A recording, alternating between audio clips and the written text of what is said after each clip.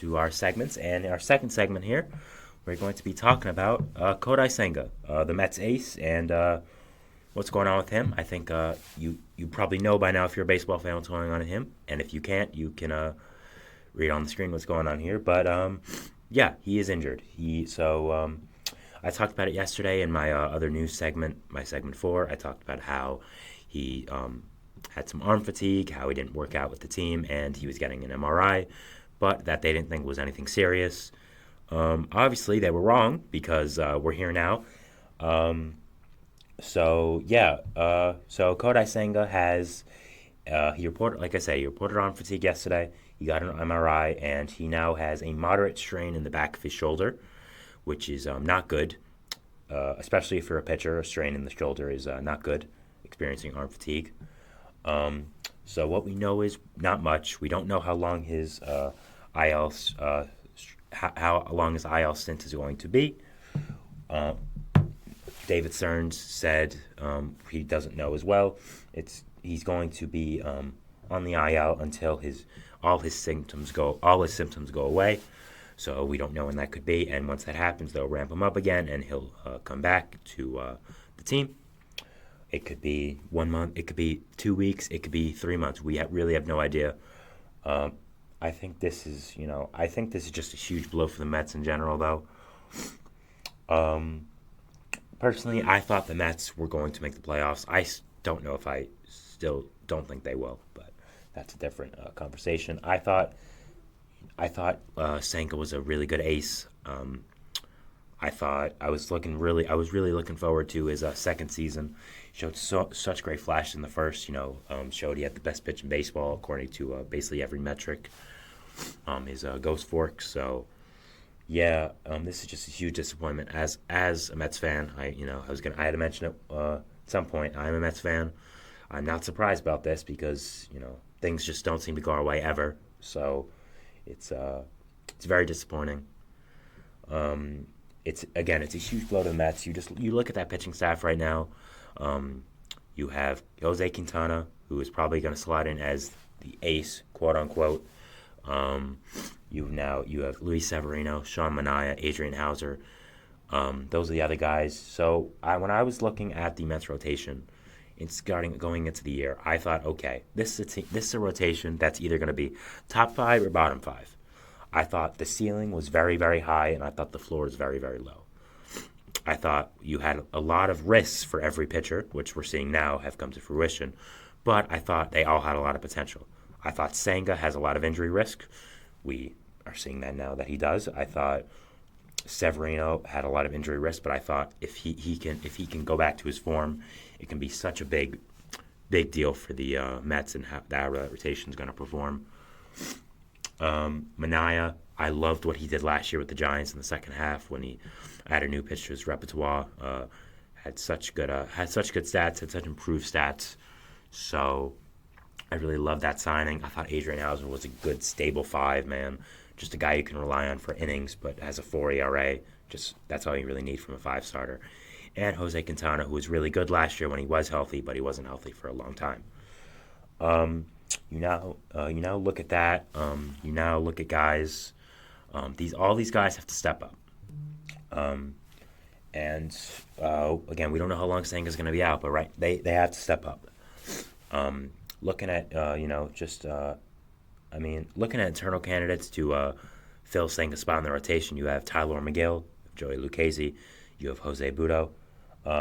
For Lucchesi, he's okay. He hasn't really shown much. I think he's been up a few times and had some good stretches, but I don't know if he's going to be up for a significant amount of time. And if he is, I don't know if he's going to string together a good amount of starts where he can be a major league pitcher. Tyler McGill is very interesting. He's shown so many ups and downs over these past few years with the Mets. He is working on a new pitch that was actually inspired by Senga, a splitter apparently. So we'll see how that works. If that plays into his season and see if it improves him and makes him good. And I'm looking forward to him getting a chance. Actually, I assume he will be the one that gets a chance. I'm looking forward to seeing what he's got and seeing how he performs in this new scenario. He's filled in a lot over these past few years with pitching injuries, so looking forward to seeing what he does. Jose Butto, I'm actually pretty high on Jose Butto. I think he could be a good starting pitcher in Major League Baseball. I've seen him the past few years. His changeup's really good. His fastball's not bad. If he can develop one or two more really good pitches, I think he can be a pretty good pitcher in this league.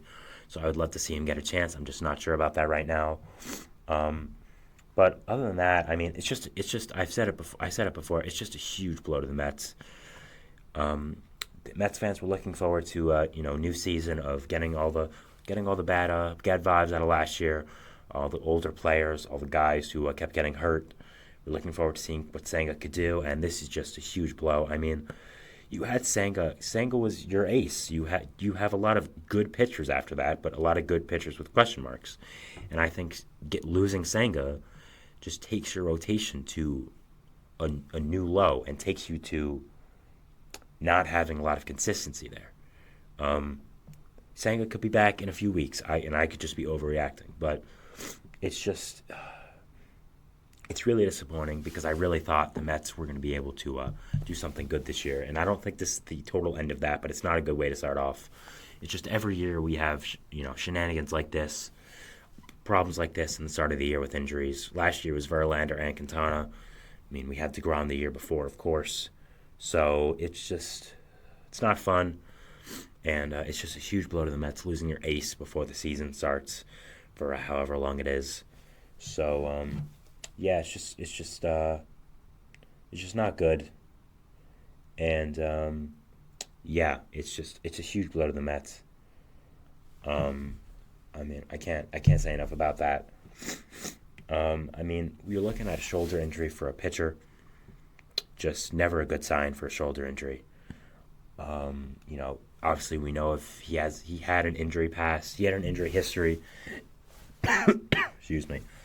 In Japan, we know about this. It was one of the reasons that his signing took so long to happen with the Mets.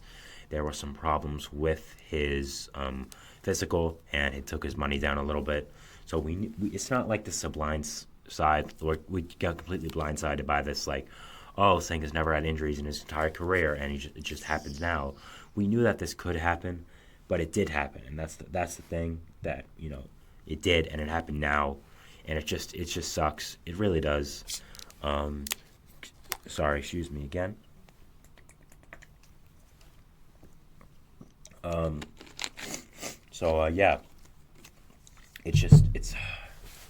It's really disappointing because I was really looking forward to watching Senga pitch. His ghost work, again, I mentioned it before, but was probably the best pitch in baseball last year. I think you look at this Mets team and they're very mediocre. That's really all you can say about them. I think they have a high ceiling, but I'm not sure what their floor is. I think it could be really low. I think, again, their rotation is so hit or miss, and you're right now seeing some of the miss and why it could be that. But, if Severino can be back to what he was with the Yankees, maybe we got something cooking here. Maybe if Manaea can prove that his second half wasn't necessarily a fluke, or he can continue to build upon it, it could, make him a frontline starter for this team. Adrian Hauser, again, just a quality back-end guy. Jose Quintana, a good pitcher, but that's kind of it about it. So, yeah, I mean, the Mets team right now, this Mets team is definitely third in the NL East. I mean, with this injury, you could maybe even argue fourth. I don't think they're fourth, but you could argue it. Marlins obviously did add someone today, which we will definitely be talking about later in the show, so stay tuned for that. But yeah, this does not help our odds at all. It's really just it's really so sad what's been going on with the Mets and just what's happening with them. So yeah, I mean, just again, we expected injuries to happen. I expected Senga to get injured at some point in his MLB career, but when it does happen, it's not fun. And it's a big blow to the Mets. It really is. I think they're third in the NL East right now.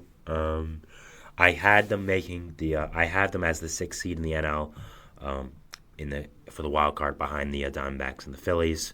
I think there are a lot of teams that are kind of on the same level as the Mets that can maybe jump up if Senga's injury is serious.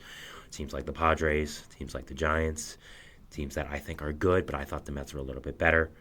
But now, if Senga's actually hurt, those teams can definitely move up in the standings and take what I thought was the Mets 6 seed that was to lose. I think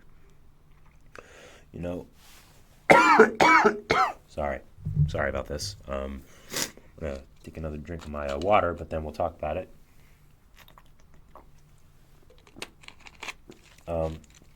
These teams, they can definitely jump up from the Mets. Definitely take charge and kind of take the momentum away from the Mets that they had going into the season with a new manager, a new perspective, a new team that was looking excited to be Mets. Excited to try to sway the narrative away from the Mets of the old, the Mets that we saw last year. And I was looking forward to it as well. But I think this is just a step in the wrong direction. And it's not fun. But I think you now have to look at the guys I mentioned before that can step up and replace him in-house. Joey Lucchesi, Tyler McGill, Jose Butto, guys like that. They have to make a jump. They have to show why they want to stay in the major leagues if Senga is out for an extended amount of time. And I think this is a big trial for them to see if they're part of the future of not only the Mets but of Major League Baseball, and see if they're going to see if them being a consistent starter in major leagues is going to be for them in the future. So, sorry. I think another part of this just to look at is, are the Mets going to look for external help? There were some rumors that they could dip their toes back into the free agent market with the Senga injury, go after a guy they've been rumored in the past with, like Jordan Montgomery, maybe even sign a lesser guy like Michael Lorenzen to just fill in innings. Andy Martino of SNY reported that they are not going to do that this does not change that. I think that makes a lot of sense. I think it is the likely decision and the likely scenario that is going to happen. I think the Mets would like to add another starting pitcher. It's just they don't have the money. You may say, okay, it's Steve Cohen. He's worth billions and billions of dollars, one of the richest men in the world. Why can't he add another starting pitcher? It's just, with the luxury tax, it's double what it would be. So if we signed Montgomery to a $30 million contract, AAV or something like that, I don't think he'll get that high, but, just an example, it'll be $60 million. It'll be something like that. So it's just when looking at where the salary cap is, looking at the Cohen tax that was made for him to make sure he does not kind of exploit the rules and go higher and higher and higher, it doesn't make a lot of logistical sense for us to get another starting pitcher because of where we are in the money and paying a lot of players not only on our roster but on other rosters as well. Guys like Verlander, of course, Scherzer, even James McCann, who people might have forgotten about, playing for the Orioles, are basically for free right now. Just bad contracts we did give out that we traded that we're going to have to pay for the contracts in the future and right now. So sorry if you can hear my coughing. I tried to do it away from the mic, but I'm sorry if you can hear it. So that was it for segment 2, and what's going on with the Mets and how big of an injury Kodai Senga is. It breaks my heart as a Mets fan, but you expect these things. These things are always going to happen to you as a Mets fan. Growing up in Queens and being a Mets fan my entire life. You expect these things to happen, and you know it's going to happen. So, that was our segment 2. We're going to go to a little break here. Before that, we're going to show segment 3, which is Mitch Keller. He got a big extension from the Pirates, kind of out of nowhere. We'll talk about it, and I'll give my thoughts on it. So, see you after the break, and see you then. So, thanks.